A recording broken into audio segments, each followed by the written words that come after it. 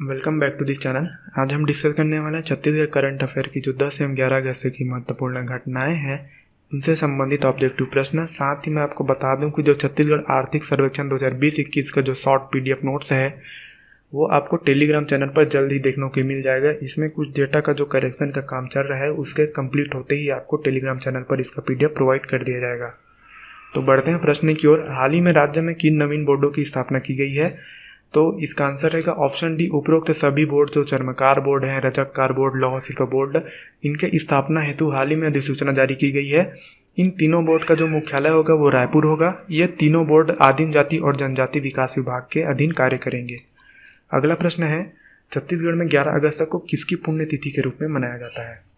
Answer रहेगा option B, mini माता का जो पुण्यतिथि है वो 11 अगस्त को मनाया जाता है। मिनी माता जो थी वो छत्तीसगढ़ राज्य की प्रथम महिला सांसद थी जो 1951 से लेकर 1971 तक लोकसभा सांसद रही है, जिसमें वे सर्वाधिक बार जांजगीर लोकसभा सीट से चुनाव जीती थी। उनका विवाह गुरु घासीदास जी के चौथे वंशज अगम दास से हुआ था। इनका मूल नाम मीनाक्षी देवी था, जिनका जन्म 13 मार्च 1913 को हुआ था। बढ़ते हैं अगले प्रश्न की ओर। 11 अगस्त को किस स्थान पर पहली पैसेंजर ट्रेन का संचालन किया जाएगा? आंसर रहेगा ऑप्शन ए, खरसिया से धरमजयगढ़ जो है ईस्ट रेल कॉरिडोर के फेज 1 के अंतर्गत इस रूट का निर्माण किया गया है। हाल ही में इसका जो आज है इसका उद्घाटन किया जाएगा पैसेंजर ट्रेन के संचालन के रूप में। इसका जो कुल क्षेत्र है वो खरसिया, धरमजयगढ़, गरगोड़ा, डोंगा, महुआ टोटल 131 किलोमीटर का रूट है, जिसका निर्माण 3055 करोड़ की लागत से हुआ है।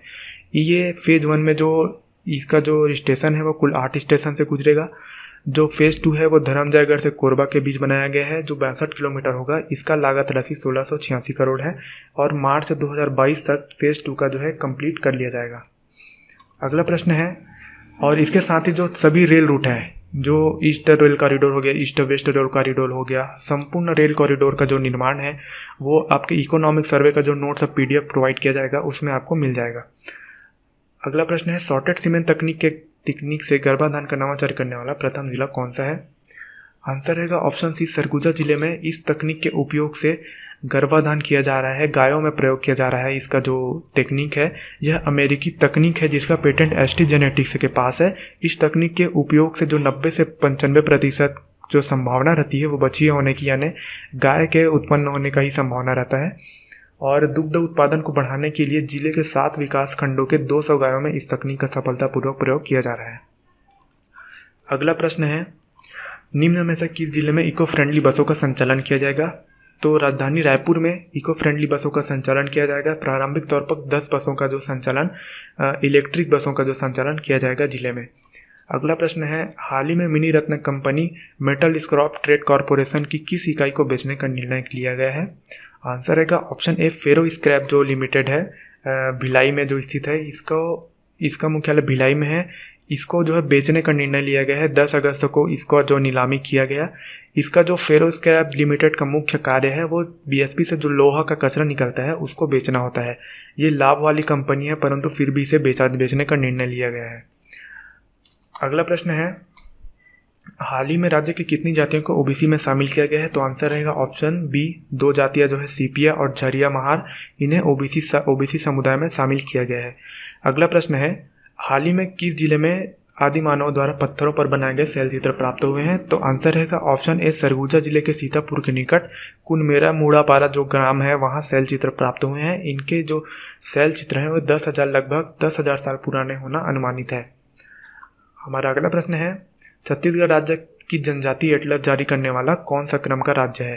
इसका आंसर रहेगा ऑप्शन सी, तीसरे क्रम का राज्य है। ओडिशा, झारखंड के बाद जो छत्तीसगढ़ तीसरा ऐसा राज्य होगा जिसका अपना जनजाति एटलस होगा, जिसमें 42 जनजातियां हैं टोटल। उनके रहन सहन, संस्कृति, रीति रिवाज संबंधित विभिन्न जानकारियां इस एटलस में प्राप्त होगी।